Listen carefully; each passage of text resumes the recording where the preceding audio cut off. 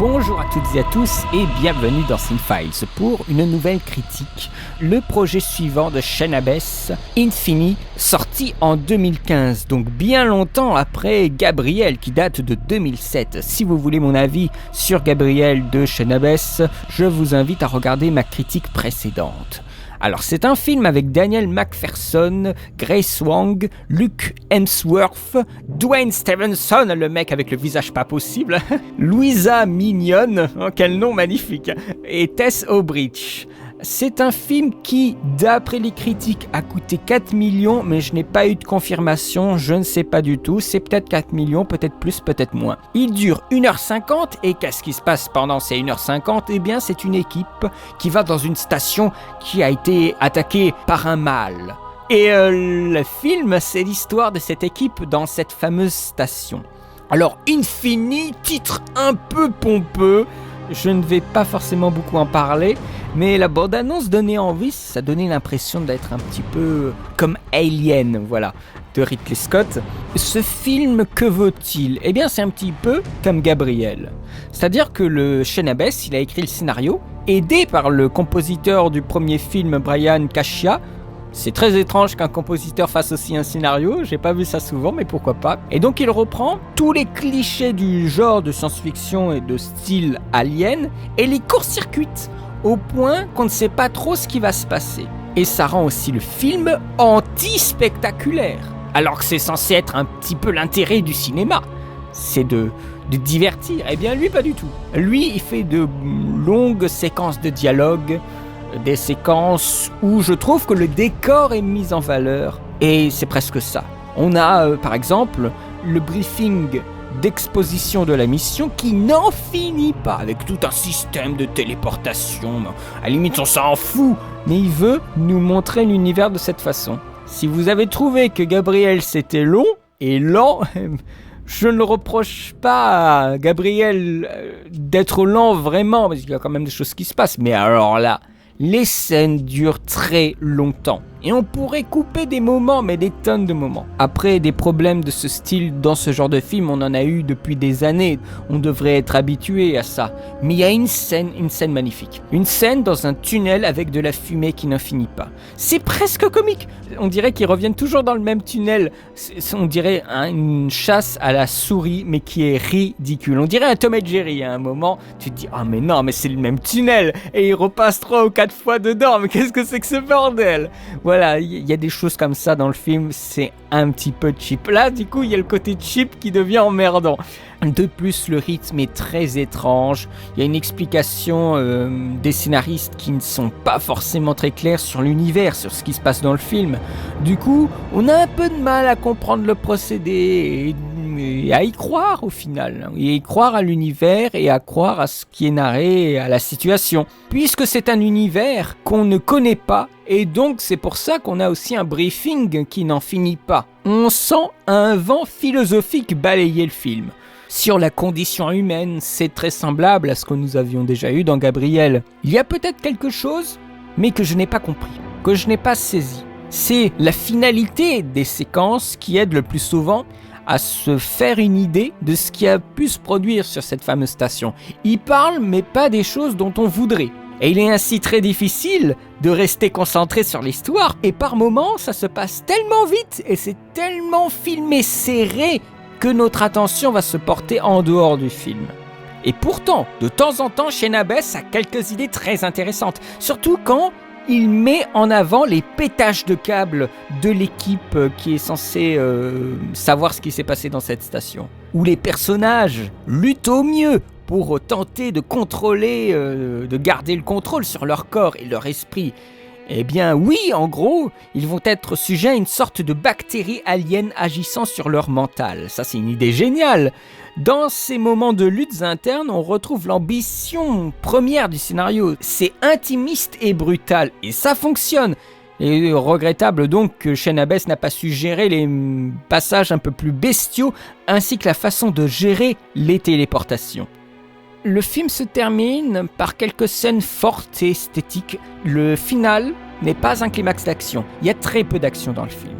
C'est une fin interprétative, avec un très beau monologue.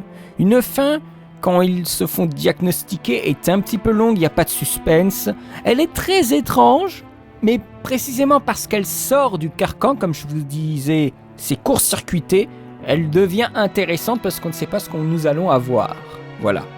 Par contre, nos héros, eh bien, ce sont des héros bien classiques.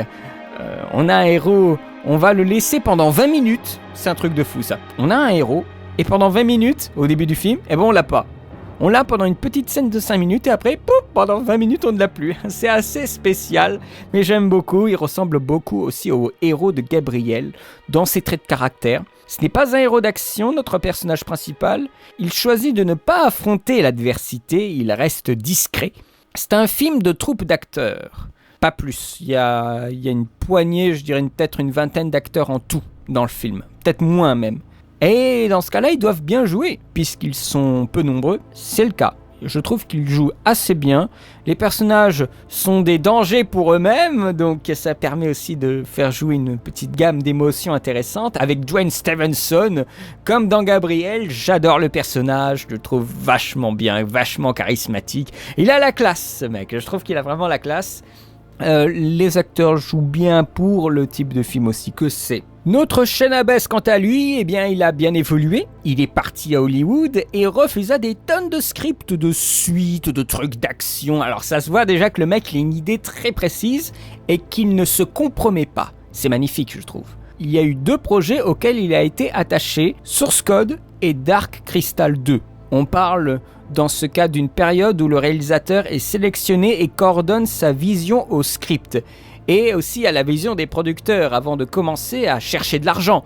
Et c'est une chose assez terrible. Hollywood lui a ouvert les portes et le mec il a refusé. Et ça a duré des années. N'oubliez pas que son dernier film il date de 2007. Et ce film il date de 2015. C'est assez énorme. Il avait une fenêtre à peu près de 2 ans pour faire quelque chose à Hollywood. Et il aurait pu faire des films de 40 à 80 millions. Mais non, pas du tout.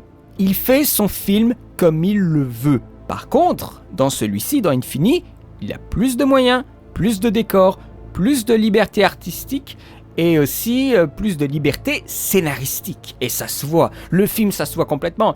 On a des plans qui sont bien plus travaillés que dans le premier, beaucoup d'effets de lumière, pas beaucoup d'effets spéciaux, mais le peu qu'il y a, je trouve qu'ils sont bien traités. La découverte de la colonie, par exemple, est vachement bien. On se croirait dans Dead Space. On a les mecs dans des grosses combinaisons qui parcourent les couloirs tout poussiéreux avec des toiles d'araignée partout. C'est assez génial. Il y a une influence d'Alien dans les décors aussi. Ça ne loupera pas quand vous le regarderez. Qui est pour le coup réussi. Des décors où on se sent très à l'étroit. Ça me fait penser à Ghost of Mars, Pandorum, avec un rappel de Event Horizon, de Sphere aussi. Il y a plein de choses qui gravitent autour de ce film. On sent les influences. Comme je vous parlais d'influences dans le film précédent, et bien ici, c'est encore le cas, mais ce sont d'autres influences. C'est un film assez standard dans sa façon de filmer, dans son action au final, mais par rapport à son budget, qui à mon avis n'a pas dû être important, c'est bien fait. Quoique, je dis ça, je ne connais pas le budget. Je n'ai pas tout dit, il y a, je pense, un niveau interprétatif. Je reste évasif sur le scénario, si vous avez envie de le voir. Pour ma part, c'est pas mal, mais je trouve que Gabriel a sa dose d'action qui me fait plus plaisir. Donc je lui mettrai un 12 sur 20 à Infini. Il s'apparente à une déception.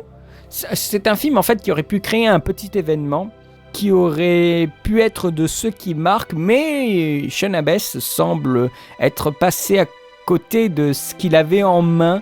Après, c'est ce que je pense moi, mais ça se voit que le mec, il a une vision. Il fonctionne à la vision, ce mec, il a des idées précises, et s'y tient. Et c'est pour ça que je pense qu'il faut suivre ce mec, de suivre son prochain projet, et ne pas hésiter à aller le soutenir si, bien sûr, son prochain film sort en salle en France. C'est pas gagné, mais on ne sait jamais.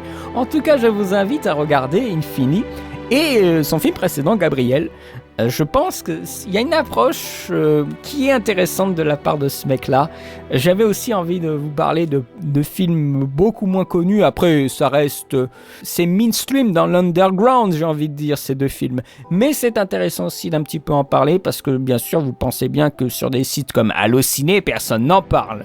Donc, bon, bien sûr, il y a peut-être des raisons à ça, mais bon, Allociné, c'est un peu le bordel en ce moment.